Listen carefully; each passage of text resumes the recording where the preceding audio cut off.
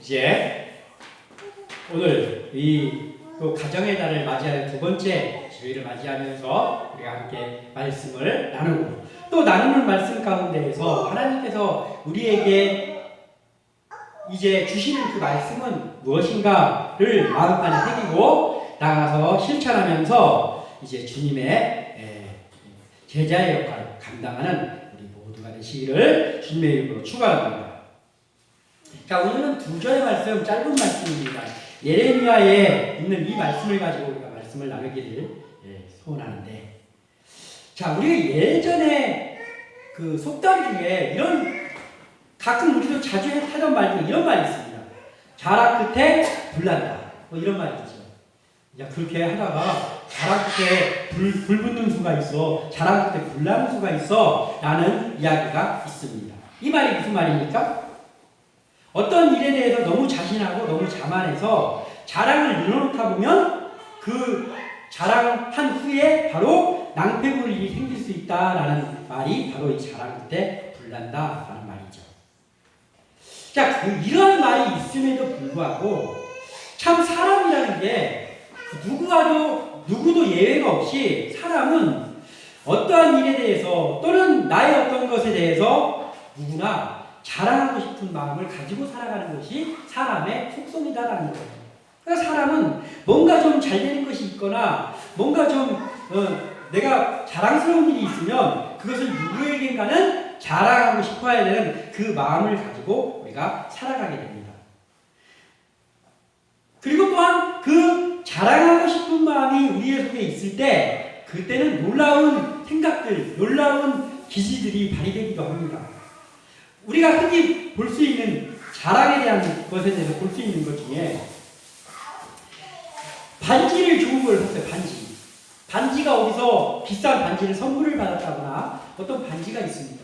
그러면은 그 반지를 끼고 와서 혹시 내 반지를 사람들이 보지 못할까봐 막 이렇게 얼굴 같은 데 이렇게 긁으면서 사람들이 이렇게 보게끔 계속해서 막 머리를 쓰다듬는다든지 그러면서 그거 보여주는 그런 것들을 우리가 가끔 보게 되잖아요. 또 그뿐입니까? 또 예전에 지금은 누구나 다 전화를 가지고 다니지만 예전에는 핸드폰 그리고 그 전에는 그 호출기 삐삐가 있었잖아요. 그것이 새로 나왔던 그때를 우리가 기억해 보면은 교회에서도 종종 이런 일이 있었어요. 교회에 오면은 그거를 매너 모드에다 또는 무음에다가 놓으라고 그렇게 지금도 이제 그렇게 하잖아요. 그런데 내가 호출기가 있다, 샀다. 내가 핸드폰을 샀다. 그걸 자랑하고 싶어가지고 일부러 깜빡 잊은 것처럼 하면서 소리 나게 해놓고 연출해가지고 막 예배 시간 중간에 우렁차게 그 멜로디가 울리면은 그 멜로디를 당황하는 것처럼 하면서 바로 끄지 않고 내가 핸드폰이 있다. 이런 시대가 있었잖아요. 자랑하고 싶어서 그러는 거거든요. 또 다른 사람들한테 이 사람한테 자기의 어떤 것들을 얘기하면서 내가 자랑하는 건 아니고 라고 얘기하면서 그 사람들을 통해서 자기의 그 자랑거리가 여기저기 좀 퍼져나갔으면 하는 마음으로 사람들에게 이야기하기도 합니다. 이렇게 사람은 누구나 자랑하는 것 참 자랑하고 싶죠. 뭐가 좋은 일이 있다든지 뭐가 있다라면 자랑하고 싶습니다. 그런데 우리가 세상을 살아가는 중에서도 알아야 될 것 중에 하나가 뭐냐면 과도한 자랑. 이 과도한 자랑, 우리가 계속해서 나의 어떤 것들을 자랑할 때 생기는 일이 좋은 일보다는 좋지 않은 일들이 훨씬 더 많이 생긴다라는 것을 우리가 삶에 일어나는 일들 통해서 알게 되죠. 자, 과도한 자랑은 적을 만들기가 참 쉬운 것 같아요. 그러니까 그 자랑을 이 사람한테 막 남 얘기할 기회 주지도 않고 자기 자랑을 막 늘어놓고 그러면 그때는 가만히 있지만 그 중에 누군가가 적이 된단 말이에요. 그 자랑으로 인해서. 적을 만들기 쉬운 게 참 자랑인 것 같아요. 또 있죠. 땅을 샀다든지 또는 건물을 샀다든지 또는 어떠한 복권이 당첨됐다든지 그런데 그거를 사람들한테 너무 좋아가지고 여기저기 다니면서 자랑해요. 나 땅 샀다. 나 집 샀다. 이런 자랑을 하고 다닌다고. 나 복권 당첨됐어. 이런 자랑을 하게 되면 그 후에 따라오는 일이 그 사람들이 부러워하면서 그를 우러러보더라. 이런 일은 잘 안 일어나요. 사실상. 그걸 바라고 자랑을 하지만 그런 일보다는 다른 사람의 욕심의 스위치를 누르게 된다는 거예요. 그래서 그 욕심으로 인해서 내가 저거 한번 조금 저 중에서 조금이라도 내가 좀 차지했으면 좋겠는데, 저거 내가 뺏어갔으면 좋겠는데, 저 복권 당첨된 돈 어디서 났을까? 저거 내가 가서 좀 가졌으면 좋겠는데. 이런 욕심을, 남의 욕심을 자극하기도 참 쉽다라는 거예요. 그래서 생각지도 못한 재앙이 그 자랑으로 인해서 시작해서 다가올 수 있다는 것이, 이것을 우리가 알아야 되는 거예요. 이 자랑이라는 게 할 때는 참 좋지만 이 자랑이 굉장히 위험한 일 같아요. 그러니까 우리가 성경을 통해서 한 사람을 우리가 보면 자랑 끝에 불난 사람, 아주 유명한 사람이 있습니다. 자랑 끝에 불난 한 사람. 누구입니까? 그 사람은 보통 사람도 아니에요. 유다의 왕입니다. 히스기야. 지혜롭고 하나님께 칭찬도 받았던, 하나님께 생명도 15년이나 연장받았던 히스기야라는 왕이 있습니다. 이 히스기야라는 왕은 하나님의 놀라운 일들을 참 많이 체험한 왕입니다. 그리고 또 하나님도 잘 섬기던 왕이기도 합니다. 좋은 점도 참 많았던 왕이 이 히스기야예요. 이 히스기야야말로 정말 속담에 있는 자랑 끝에 불난다는 것을 표현할 수 있는 인물이죠. 열왕기하 20장 13절에 이렇게 기록하고 있습니다. 히스기야가 사자들의 말을 듣고 자기 보물고에 은금과 향품과 보배로운 기름과 그의 군기고와 창고의 모든 것을 다 사자들에게 보였는데 왕궁과 그의 나라 안에 있는 모든 것 중에서 히스기야가 그에게 보이지 아니한 것이 없더라. 아멘. 이렇게 기록하고 있어요. 이게 언제 일어났던 일이냐면은 이 히스기야라는 왕이 하나님을 참 잘 섬겼는데 죽게 됐어요. 죽을 병에 걸렸어요. 그래서 히스기야가 하나님 앞에 간절히 기도합니다. 그때 하나님께서 다시 살겠다고 선지자를 통해서 말씀해 주시고 15년의 생명을 연장을 받습니다. 이 당시에 이 히스기야 왕이 있던 당시에는 유다 나라가 굉장히 부강한 나라였어요. 부강한 나라이다 보니까 힘이 있으니까 그 주변에 다른 나라들이 그 유다 나라를 섬기기도 하고 고개를 숙이는 그런 때였습니다. 더군다나 그 중에 유명한 나라, 후에 유명한 나라가 되는 바벨론이라는 나라가 있습니다. 그때는 큰 제국이 아니었고 이 바벨론이라는 나라가 유다보다도 강성하지 못한 그런 나라였어요. 그래서 이 바벨론의 왕이 그 유다 왕 히스기야에게 사자를 보냅니다. 그래서 가서 그 유다 왕 인사도 드리고 그리고 어떻게 생명 그 아팠던 것은 어떠냐고 하면서 인사를 드리고 와라. 이렇게 사자를 보내는 그때의 일입니다. 이 일이. 그때에 히스기야가 자랑하고 싶은 마음이 마음속에서 일어난 거예요. 야, 이 사방에서 와서 막 인사하고 급신거리고 그러니까 자기의 좋은 것들을 자랑하고 싶은 거예요. 그래서 이 바벨론의 사자들 앞에서 그 사자들을 데리고 다니면서 모든 창고를 다 열어서 금으로 되어 있는 모든 휘황찬란한 물건들, 그리고 향품들, 그리고 또 다른 나라에서도 많은 것들을, 귀한 것들을 바쳤을 거 아니에요. 그런 것들. 심지어는 하나님의 일을 하는 그 기물들까지 하나도 빠짐없이 다 열어서 그 사자들에게 자랑단지를 드러났습니다. 그때 히스기야가 하나님을 섬기는 왕이었어요. 하나님이 생명을 15년이나 연장해주는 그 왕이었어요. 하나님을 몰라서 그런 게 아니라 하나님을 아는 사람도, 히스기야 같은 사람도 충분히 그럴 수 있다는 거예요. 이걸 생각하면 우리도 마음의 옷깃을 여며야 된다는 거예요. 히스기야가 이렇게 자랑을 해서 그들에게 자랑하지 아니한 것이 하나도 없다고 우리가 아까 읽었어요. 그 일이 발생하는 겁니다. 자, 이 자랑으로 인해서 히스기야가 한 실수는 바벨론의 욕심을 자극하게 됐어요. 바벨론의 욕심 스위치를 히스기야가 자랑으로 인해서 눌러버립니다. 자, 이 일은 후에 엄청난 일로 다가오는데 그 사자들이 그걸 보고 돌아가서 바벨론 왕에게 이야기하죠. 이런 것들을 보고 왔다. 아, 좋은 물건들이 있다. 참 부럽더라. 그걸로 끝난 게 아니고 우리가 힘을 빌려서 그것들을 좀 우리가 좀 차지했으면 좋겠습니다. 여기까지 간 거예요. 그래서 후에 어떻게 됩니까? 바벨론 제국에게 유다 왕국이 멸망합니다. 히스기야 한 사람의 자랑이 놀라운, 정말 너무나도 무서운 결과를 가져오는 것이 바로 왕 열왕기하 하에 기록되어 있는 내용이죠. 이것들을 우리가 생각하면서 그럼 성경에서는 우리에게 어떻게 하라고 알려주셨는지 오늘 이 말씀을 보고 우리가 성경 말씀대로 하나님이 명령한 대로 실천함으로 인하여서 낭패를 보거나 자랑으로 인하여서 자랑 끝에 분나는 삶이 아니라 하나님이 기뻐하셔서 우리를 보시면서 하나님이 흐뭇하게 웃을 수 있는 그러한 모두 되시기를 주님의 이름으로 축원합니다. 자, 오늘 첫 번째로 우리가 알아야 될 것인데 이건 뭐냐면은 자랑하지 말아야 될 것이 있고 자랑해야 될 것이 있는데 그 중에서 우리가 자랑하지 말아야 될 세 가지를 오늘 본문이 기록하고 있습니다. 이것을 우리가 알고 실천해야 된다는 것이죠. 자, 23절, 오늘 본문 23절 우리가 다 같이 한번 다시 읽어보겠습니다. 시작. 여호와께서 이와 같이 말씀하시되 지혜로운 자는 그의 지혜를 자랑하지 말라. 용사는 그의 용맹을 자랑하지 말라.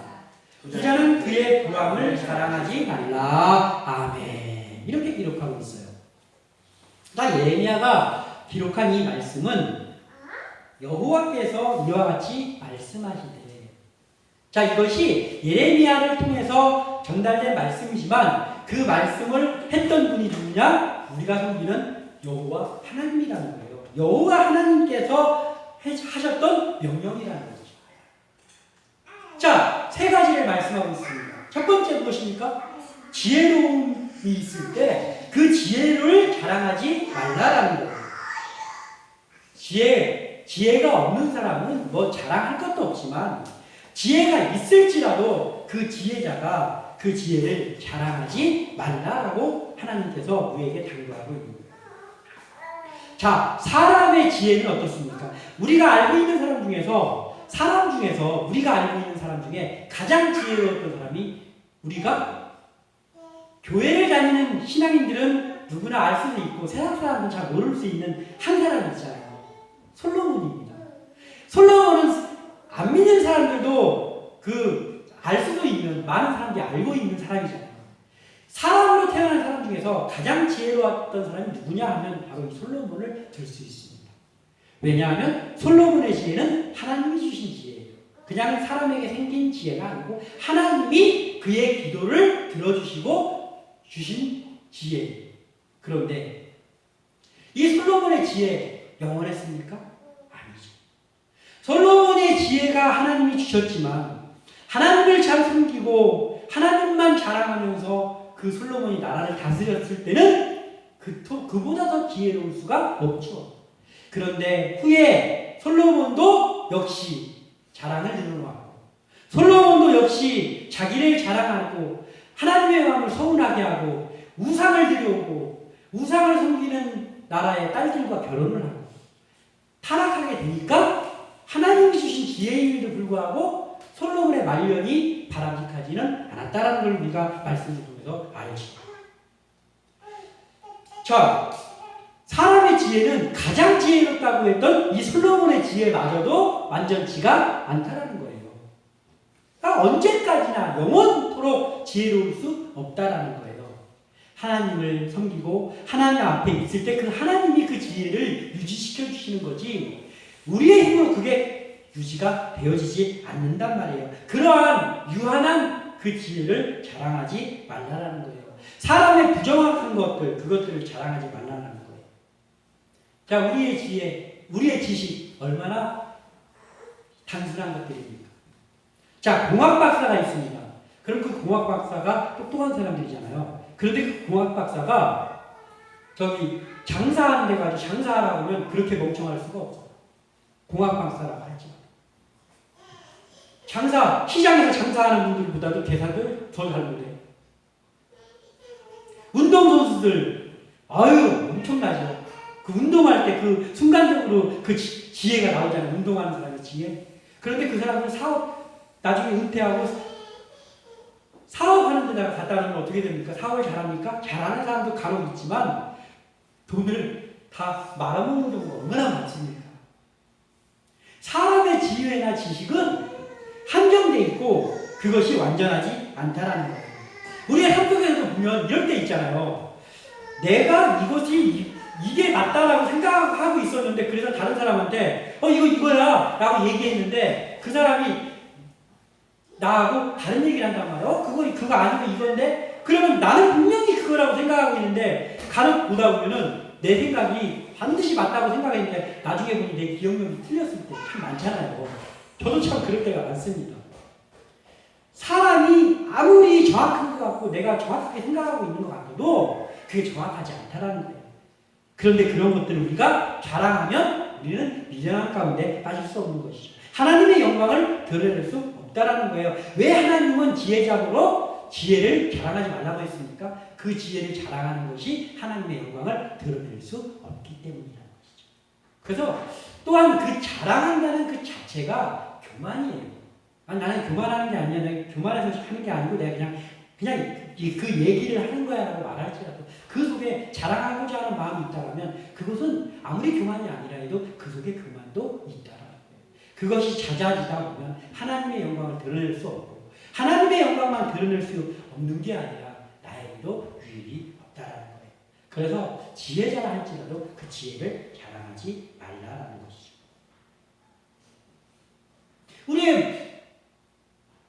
우리의 몸도 완전하지 않잖아요. 우리의 몸도. 그래서 하나님께서 또 하나 이야기하는 거예요. 우리의 용사는 그 용맹함을 자랑하지 말라라는 거예요. 용사는 뭡니까? 일단은 용맹함이 기본적으로 있고 힘도 세고 싸움에도 능하고 그런 사람들이 용맹한 사람들이죠.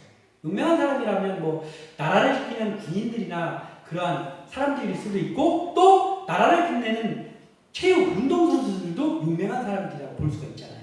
그런데 그 용사가 그 용맹함을 자랑하지 말라라는 거예요. 우리의 몸이 영원하지 않습니다. 저도 제 몸을 생각해보면 예전에는 생각을 해보면 참 몸이 자유자재로 움직였던 때가 있었던 것 같아요.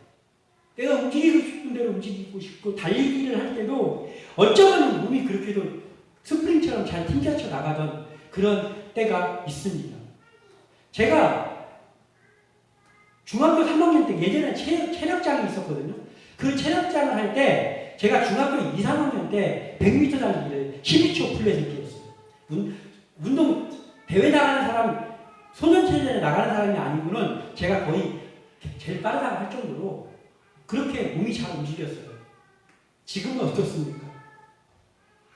지금은 내 마음대로 몸이 잘 안 움직여진단 말이에요. 이 몸은, 우리의 정신은 후패해 간다는 거예요. 용사는 안 그렇습니까? 용사도 마찬가지죠. 자, 용사가 날랜 그 민첩함으로 전쟁에 능하고 모든 걸 하다가 나이가 70, 80이 됐네? 그때 어떨까요? 그걸 유지하고 있을까요? 아니란 말이에요. 몸이 후패해져 가고 또한 느려지고 용사의 용맹함이 사그러든단 말이에요. 영원하지 않단 말이에요. 이러한 것들을 힘 있을 때 자랑하지 말라라는 거예요. 그렇다면 용사는 어떻게 해야 돼요? 용사는 그 용맹함이 있을 때 이 용맹함을 누가 주셨는지를 생각해야 된다는 거예요. 누가 주십니까? 하나님이 주신 거예요. 용사가 용맹함이 있을 때 그 용맹함 속에는 권력이라든지 명예라든지 그런 것들도 용맹함이라고 볼 수 있잖아요. 그러한 힘이 있을 때 이 힘을 누가 주셨나를 생각해야 된다는 거예요. 아무것도 아닌 나에게 이 힘을 주신 분이 누구시? 하나님 아버지가 주셨지.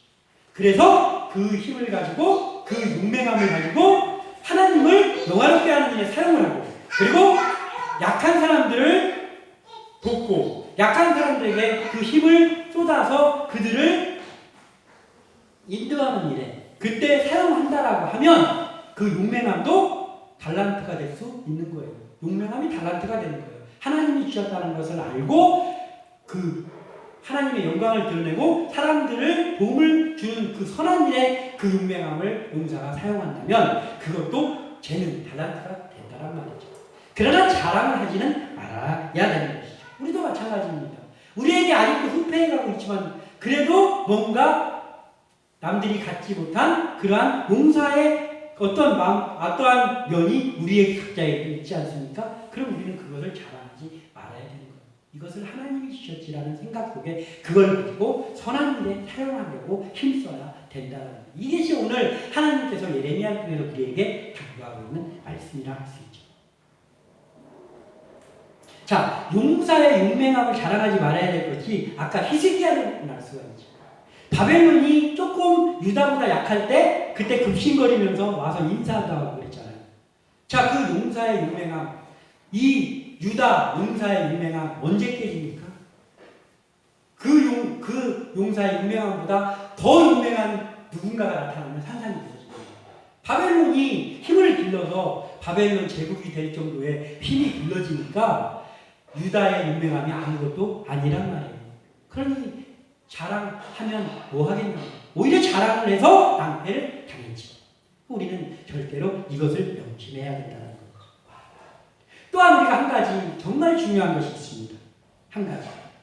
부유한 자는 그의 부유함을 자랑하지 말아야 된다는 거예요.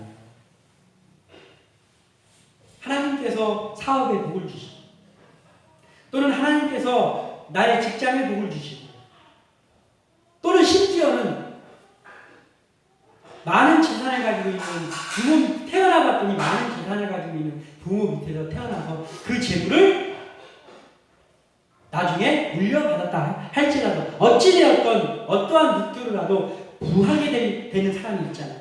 그러면 그 부한 사람은 어떻게 해야 된다고? 그 부함을 자랑하지 말라는 거예요. 부는 그 누구에게도 그를 영원히 지켜줄 수는 없다는 것을 우리가 알아야 되는 거예요. 부자가 망해도 3년을 먹고 산다는 말이 있잖아요. 맞는 말이죠. 그렇지만 또 그 부자가 모은 재산이 영원하지는 않다라는 거예요. 뭐 3년 먹고 살 정도로 망해도 3년 먹을 것이 남을지는 몰라도 하나님께서 지켜주시지 않으면 불어가 버리면 아무것도 안 된다라는 거예요. 누가복음 12장 20절에서 21절의 말씀에는 하나님은 이르시되 어리석은 자여 오늘 밤에 내 영혼을 도로 찾으리니 그러면 내 준비한 것이 누구의 것이 되겠느냐 하셨으니 자기를 위하여 재물을 쌓아두고 하나님께 대하여 부유하지 못한 자가 이와 같으니라. 아멘. 이렇게 기록하고 있어요. 어리석은 부자의 이야기입니다. 어리석은 부자가 있었는데 그 부자가 많은 계속 먹고 살 수 있는 그러한 곡식과 재물을 모아가지고 그걸 갖고 이제 희희낙낙하며 살기 위해서 더 큰 창고를 지어서 거기다가 다 정해놨습니다. 그때 하나님께서 이제 나는 이제 즐기면서 살리라 하고 있는 그 부자예요.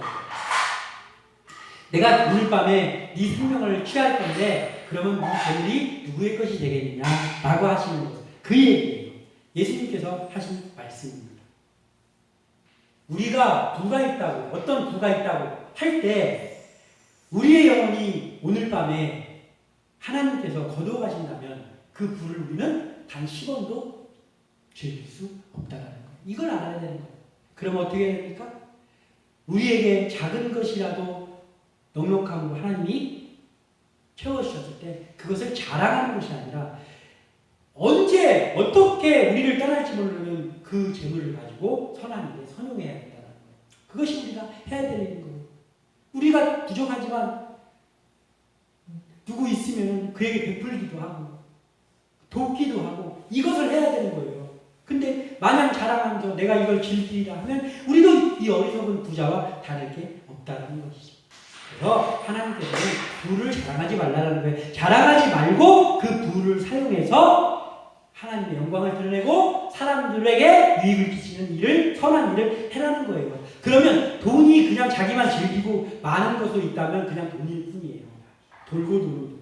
그런데 그 돈을 가지고 하나님의 영광을 드러내는 일을 하고 사람들을 돕는 일을 하면 그 재물조차도 달란트가 될 수 있는 거예요. 그 달란트, 재물이 재능이 될 수 있다는 거예요. 우리는 돈을 자랑에 쓰는 것이 아니라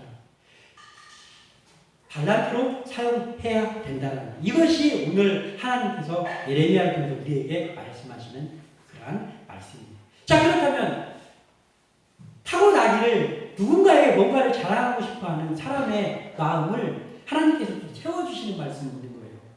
자랑해야 되는 세 가지를 우리에게 말씀해 주셨어요. 자랑하고 싶으냐? 이것들을 자랑해라 라고 하면서 말씀하시는 말씀이 24절에 있습니다. 함께 읽겠습니다. 시작! 자랑하는 자는 이것으로 자랑할지니 곧 명철하여 나를 아는 것과 나 여호와는 사랑과 정의와 공의를 땅에 행하시는 자인 줄을 깨닫는 것이라. 나는 이 일을 기뻐하노라. 여호와의 말씀이니라. 아멘. 하나님께서 자랑할 것도 우리에게 주셨어요. 자, 자신의 지혜를 자랑하지 말라고 했어요. 그런데 하나님을 자랑하는 것이 우리에게 또 다른 지혜인데 그게 뭐냐면 명철이에요. 하나님께서 주시는 명철함이 있어서 하나님을 자랑하고 하나님을 아는 것, 이것이 우리의 자랑인데, 하나님을 자랑하는 것은 우리의 어떤 것, 가진 것 자랑하는 것과 달리 계속해서 자랑해도 우리에게 유익이다라는 거예요. 하나님을 자랑하는 것, 하나님을 알고 거기서 나가서 하나님을 자랑하는 것, 이것은 우리가 천국 가는 그날까지 해야 되는 우리의 일이라는 거예요. 하나님을 자랑하는 것, 이것을 오늘 하나님께서 말씀해 주셨어요. 자, 그런데 이것도 역시 하나님은 어떤 분이라는 걸 우리가 제대로 알아야 되는데, 그래야 자랑할 수 있잖아요. 하나님을 제대로 알아야 자랑할 수 있잖아요. 그래서 하나님이 어떤 분인지 세 가지의 속성을 이야기하면서 이것을 하나님께 자랑하라고 하시는 거예요.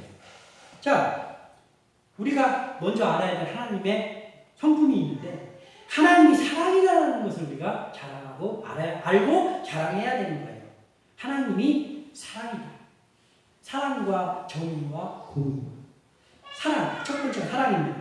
이 사랑은 헤세드, 히브리어 헤세드라는 말인데, 이 뜻은 자비하심, 또 인자하심, 또 사랑 그 자체이심, 또 친절하심, 이런 의미들을 가지고 있습니다. 하나님의 성품을 나타내고 있는 그러한, 하나님을 참 잘 나타내고 있는 단어가 헤세드라는 단어입니다. 믿는 사람들 중에 헤세드라는 단어를 또 많이 사용하기도 하잖아요. 하나님 무지하게 인자하신 분이죠. 하나님 너무나도 자비로운 분입니다. 하나님의 백성들에게 하나님은 너무나도 친절하신 분이시죠. 그리고 하나님은 사랑이다라는 거예요. 예레미야 31장 3절에 옛적에 여호와께서 나에게 나타나사 내가 영원한 사랑으로 너를 사랑하기에 인자함으로 너를 이끌었다 하였노라. 아멘. 이렇게 기록하고 있습니다. 하나님께서는 이스라엘을 택하셨잖아요. 그리고 이스라엘을 계속해서 인도하셨는데, 그 인도하실 때 이스라엘 사람들이 보통 죄를 많이 지은 게 아니잖아요. 하나님의 마음을 아프게 하고 하나님을 떠났다가 막 배신했다가 별걸 다 했잖아요. 사람 같으면 용서할 수도 없는 그 일을 이스라엘 백성으로 하나님이 택한 민족이 했습니다. 그러나 하나님께서는 인자하심이 한도 없어. 헤세드시요, 헤세드. 그래서 그 헤세드, 그 자비하심, 친절하심을 이스라엘 택하시고 끝까지 인도하시고 가나안으로 인도하시고, 그 후에도 수많은 일들을 하고 있지만 그럼에도 불구하고 하나님께서 그들을 사랑으로 감싸셨던 것이 성경을 통해서 보여주고 있는 하나님의 사랑입니다. 자, 그리고 하나님의 사랑의 결정판이 있잖아요. 무엇입니까? 우리가 늘 감사하는 그것, 예수 그리스도를 보내주신 것. 이보다 더 감사한 일이 없죠. 자, 로마서 5장 8절에 우리가 아직 죄인 되었을 때에 그리스도께서 우리를 위하여 죽으심으로 하나님께서 우리에 대한 자기의 사랑을 확증하셨느니라. 아멘. 뭐라고? 우리가 아직 죄인 되었습니다. 그러니까 이제는 네가 내가 헤세드를 발휘해도 되겠다 해가지고 그때 예수 그리스도를 주신 게 아니에요. 우리가 아직 죄인이 되었을 때. 그 말은 뭐예요? 아직도 하나님 용서받을 일이 없다는 거예요. 그냥 죄인 그대로 상태에 있다는 거예요. 그때 하나님께서 예수님을 우리를 위해서 보내주심으로 인해서 내가 너희들을 사랑한다라는 것을 확증하셨다는 거예요. 이 확증이 없었으면 우리가 얼마나 불쌍한 인물입니까? 우리가 제일 불쌍한 인물이 아닙니까? 그런데 이 하나님의 헤세드 때문에 우리가 지금 소망이 있고, 우리가 여기서 예배하면서 우리 이 힘든 세상을 살아가면서도 웃으면서 살아갈 수 있다는 거예요. 이 하나님의 헤세드, 이 자비하심, 이 인자하심, 이 친절하심 때문에 우리가 살아간다는 거죠. 또한 우리가 하나님의 정의, 즉 하나님의 진실하심을 자랑해야 된다는 거예요. 하나님은 정직하시고 정의로우신 분입니다. 진실하신 분입니다. 자, 이것을 나타내는 히브리어가 체다카라는 말입니다. 체다카. 여기서 쓴 이 하나님의 정의가 체다카라는 말인데 이것은 옳음, 옳다. 그리고 구음이 없이 똑바르다. 이런 뜻이에요. 이게 하나님의 성품입니다. 하나님은 매우 정직하시고 그리고 매우 정의로우죠. 하나님은 사랑이시지만은 마냥 사랑만 있는 분이 아니고 정의를 행하시는 분이다라는 거예요. 그 정의를 행하실 때는 예외가 없어요. 그리고 구름이 없이 올바라요. 오직 옳은 것에만 정의가 구현이 됩니다. 우리가 정의 구현 뭐 어쩌고 하는데 정의 구현이 됩니까? 우리 인간은? 그러나 하나님의 정의는 구현이 된단 말이에요. 왜냐하면 하나님이 그것을 실현하시는 거예요. 전혀 구분이 없는 그 정직함, 그 정의로움. 자, 구약에 보면 도피성이라는 게 나옵니다. 도피성. 이걸 보면은 하나님의 정의로움을 알 수 있어요. 도피성이 어떤 곳이냐면은 사람을 죽이잖아요. 그러면 성경의 율법에는 사람을 죽인 사람은 반드시 죽으라고 했어요. 그런데 도피성을 만드는 거죠. 요단강을 중심으로 해서 서쪽에 세 곳, 그다음에 동쪽에 세 곳을 만들었어요. 그 도피성은 어떤 역할을 하는 곳이냐면 사람을 죽인 사람이 도망갈 수 있는 성이에요. 그런데 아무나 도망가는 성이 아니고 실수로 사람을 죽일 의도가 없었는데 실수로 사람을 죽였을 경우. 예를 들자면 이런 거예요. 도끼를 가지고 산에서 나무를 하는데 도끼자루가 헐거워져가지고 도끼질을 하는 순간에 도끼자루가 빠져서 도끼날이 빠져서 옆에서 나무를 베던 어떤 사람이 맞아서 죽었다고 할 때 죽일 의도가 없었잖아요. 그렇게 오살이라고 그것은 잘못해서 사람을 실수로 죽인 경우. 그런 경우에 그 사람이 그 원수를 갚겠다고 그 가족끼리 찾아와서 도둑을 할 수 있으니까 도망가게 하는 것이 도피성이란 말이에요. 이 도피성으로 정할 때 그 사람이 가다가 잡혀가지고 죽음을 당하지 않게 하기 위해서 하루 안에 무조건 당도할 수 있는 그 위치를 딱 잡아서 하나님께서 거기다 해서 6군데를 세워주셨어요. 그래서 잘못해서 실수로 사람을 죽인 사람도 살려주는 거예요.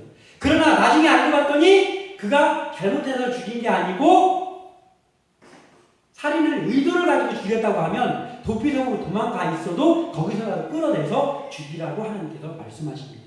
이 정도로 치밀하면서도 정확하게 하나님께서는 율법을 통해서도 그 정의를 실현하는 것을 우리에게 알려주셨단 말이에요. 하나님이 무한한 사랑이시지만 마냥 사랑만 있는 것이 아니라 정의 앞에서는 옳으신 분이다. 그런데 그분의 정의가 옳기 때문에 우리같이 힘없는 사람에게도 그 정의, 정확한 판단, 하나님의 판단이 작용하기 때문에 우리가 소망이 자랑해야 된다는 거예요. 그리고 이 정의와 비슷한 또 한 가지를 자랑해야 되는데 그것이 바로 하나님의 공평하신 공의예요. 공의. 하나님의 공평하신 정의, 그 공의를 자랑해야 된다는 거예요. 미시파트라는 단어인데 이건 공평, 의라는 단어로 저울에 달아보다라는 단어예요. 저울에 달아보다. 하나님이 우리를 저울에다 정확하게 달아본다라는 거예요. 사람은 속일 수 있지만 우리가 하나님을 속일 수 없어요. 하나님은 무하신 분이고 하나님은 정확하신 분이에요. 이 하나님을 우리가 자랑하라는 거예요. 사무엘상 16장 7절에 여호와께서 사무엘에게 이르시되 그의 용모와 키를 보지 말라. 내가 이미 그를 버렸노라. 내가 보는 것은 사람과 같지 아니하니 사람은 외모를 보거니와 나 여호와는 중심을 보느니라 하시더라. 아멘. 하나님은 외모에 보이는 것을 보지 않고 중심을 보신다라는 거예요. 그 중심을 하나님께서 정확한 하나님의 저울에서 달아보시고 그것을 가지고 사람을 판단하신다는 거예요. 그게 없다라고 하면 우리는 비싼 옷을 입었습니까? 비싼 뭐가 있습니까? 아무것도 없잖아요. 하나님도 사람처럼 그렇게 보신다면 우리를 주의 자녀 삼아주셨겠습니까? 그럴싸한 사람들 모으시죠. 하나님 중심을 보시는 거예요. 그래서 우리한테 소망이 있는 거예요. 그래서 우리가 그분을 자랑해야 됩니다. 자, 성경에 메네 데겔 바르신이라는 말이 있습니다. 그건 뭐냐면 다니엘 시대에 벨사살이라는 왕이 있었는데 그 벨사살 왕이 잔치를 벌이는 그때에